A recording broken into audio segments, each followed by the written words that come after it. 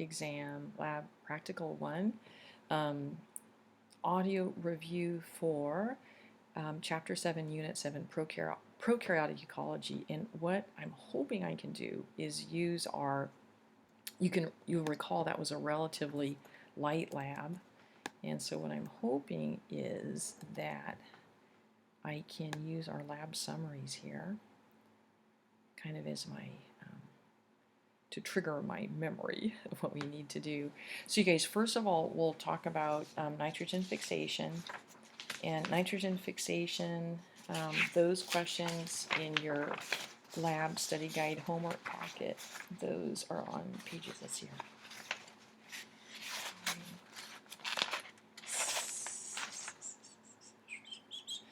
Page 6. So up at the top it talks about cyanobacteria, and we'll also be talking about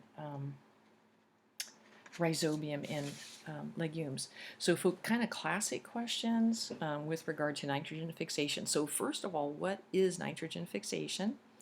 And this is when our organisms take molecular nitrogen from the atmosphere, and in our atmosphere about 78% of the air we breathe is molecular nitrogen.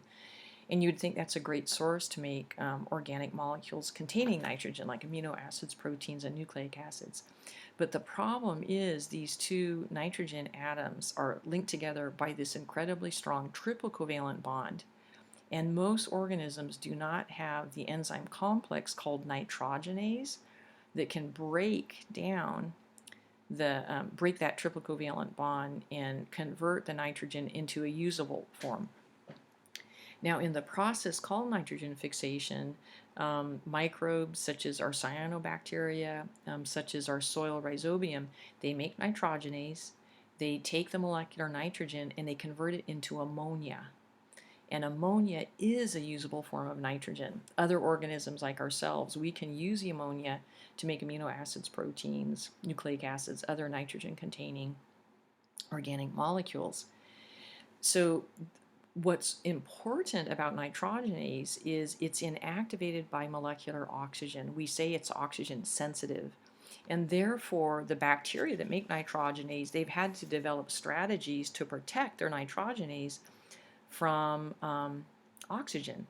So the nitrogenase can only perform nitrogen fixation in anaerobic environments. So, here is the fancy reaction for nitrogen fixation. But for us folks, remember, if I ask you to write a summary of nitrogen fixation, it's just molecular nitrogen being converted into ammonia. But just note, you guys, that it takes a huge amount of ATP, right? And we'll talk about that when we're talking about rhizobium. So for our cyanobacteria like nostoc, you'll recall that we saw photomicrographs, or we saw the actual demo slide of cyanobacteria like nostoc forming these literally different cells, heterocytes, in a chain of the little photosynthetic cells. The heterocytes truly look different, so it's easy to spot them. The heterocyte creates an anaerobic environment for the nitrogenase. Oxygenic photosynthesis doesn't occur in the heterocytes. And again, that's important because we don't want oxygen in the heterocyte, so the nitrogenase can carry out nitrogen fixation there. It's really nice because the surrounding photosynthetic cells, they're making sugars from photosynthesis, and those sugars can be used to make ATP that will help with the nitrogen fixation because it takes a lot of ATP. The other bacterium we mentioned that can make nitrogenase is the soil bacterium rhizobium. And we said rhizobium has a different way of creating an anaerobic environment for the nitrogenase. So the soil rhizobium, they'll invade the roots of legumes such as peas, beans, clover, alfalfa, lupin. And when the rhizobium invade the roots, it triggers the plant to make these cool little bumps called root nodules. And within the root nodules, it's an anaerobic environment. So the bacteria are living within the plant cells and the root nodules, nice and anaerobic. So it's within the root nodules the bacteria make the nitrogenase and carry out nitrogen fixation. So here we have two different organisms living together, the rhizobium and the plant, and different organisms living together. We call it symbiosis, and there's different types of symbiosis. This is that best kind, the win-win symbiosis called mutualism, because both the partners benefit. The rhizobium are making ammonia that then the plant can use to make proteins, nucleic acids.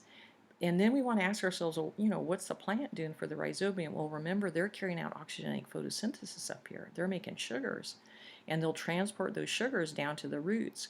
And then the sugars can be used to make massive amounts of ATP. And that's crucial because the rhizobium can't carry out nitrogen fixation without lots of ATP. So the plant feeds sugars to the rhizobium, and then the rhizobium feeds usable nitrogen to the plant. So it's definitely a win-win. These little guys, the legumes, are often called green manure.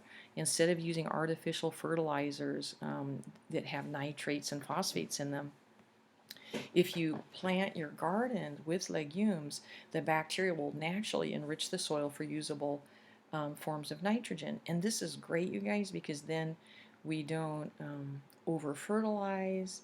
We don't have nitrates running off into our waterways. Those nitrates contribute to the harmful algal blooms, which can be really devastating. So if we could use maybe more legumes to make our soil rich in usable nitrogen, we wouldn't have to use artificial fertilizers that contribute to those harmful algal blooms. The other thing in the prokaryotic ecology was biofilms. So remember, folks, that you did the gram stain of your tooth scrape, and they were so cool. Everybody's tooth biofilms are unique. It's a microbial fingerprint, right? Only you have that beautiful specific oral microbiome. We gram stained. We saw that your big, beautiful epithelial cells stained red because you don't have a cell wall. Great big epithelial cells with a dark staining oval nucleus. You'd want to be able to identify that on a gram stain of a tooth scrape. And then you saw the much, much smaller little bacteria. And of course the gram positives were staining purple and the gram negative bacteria were staining red.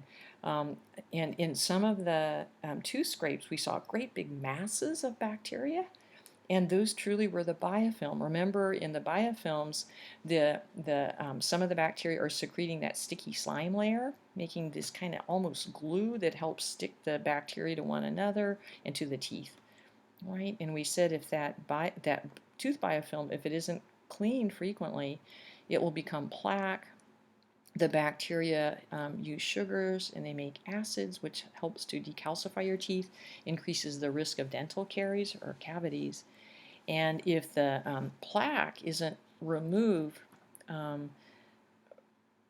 for long periods of time, then we can develop periodontal disease, which is a big issue, especially as you get older. You can start losing teeth because of periodontal disease. And then also we want to remember that if you have lots and lots of biofilms that aren't getting cleaned or removed, those bacteria, when you brush your teeth or when you eat, you have little micro trauma to the mucous membranes, and the bacteria can get into your little capillaries and then spread throughout your body, and that might put you at higher risk for, say, cardiovascular disease, or those bacteria potentially could cause biofilms elsewhere in your body. And again, folks, I just wanted to, it was so exciting. Nina did an extra credit poster on a study the nurses did at Sutter Hospital, and this was a phenomenal study. The nurses discovered that by increasing the frequency with which they helped the patients brush their teeth, it reduced hospital-acquired pneumonia. And I was like, oh my gosh, that, the study, it described it that we often have these little micro aspirations where we're inhaling secretions from our mouth that have those oral microbes in the secretions. We inhale them into the trachea, and potentially then those bacteria get down to our lungs and can cause pneumonia. So by having or helping the patients brush their teeth 4 times a day, it decreased hospital-acquired pneumonia by 60%. That is phenomenal with this really low-tech technique, right? you can prevent 60 cases of pneumonia, for every, if you weren't doing every 100 cases, by just helping the patients brush their teeth. That's amazing. We want to remember, you guys, that when biofilms form in a patient's body, if we have pathogenic bacteria present, it's 100 to 1,000 times harder to kill them because the layers of the biofilm create a diffusion barrier. They help protect the bacteria from therapeutic levels of antibiotics, from antibodies. They protect the bacteria from our phagocytic cells, and often the bacteria in the lower layers are in what we call the stationary phase of growth, and they're naturally more resistant to they're naturally more resistant to antibiotics when they're in the stationary phase of growth. The other biofilms we looked at, you guys, just as examples, is we looked at the biofilms formed in the kombucha tea. This is just a diagram showing the steps in biofilm formation, and I think that is one of your study guide questions. The SCOBY of the fermented kombucha tea, and the SCOBY is the symbiotic community of bacteria and yeast. Some people mistakenly call it the mushroom, but it's this huge biofilm. If you saw the one that Dr. Holland grew, and then we use that just kind of dramatically to say, just imagine if something like that's growing in your patient and there's pathogens within that biofilm. You can imagine how hard it would be to destroy them. And also, folks, we got this in there late, but I had dried a SCOBY, and I finally got it into lab. And the reason I did that is some people are using dried SCOBYs. The dried biofilm is vegan leather, is a leather substitute, and also some artists use the dried biofilm to make jewelry, right? So kind of cool. All right. And let me see here, you guys. Okay, so that was it, kind of short and quick on Unit 7. So I'll stop here, you guys, and I might wait till later this weekend to do the next unit, which is a pretty big unit on fungi. Okay,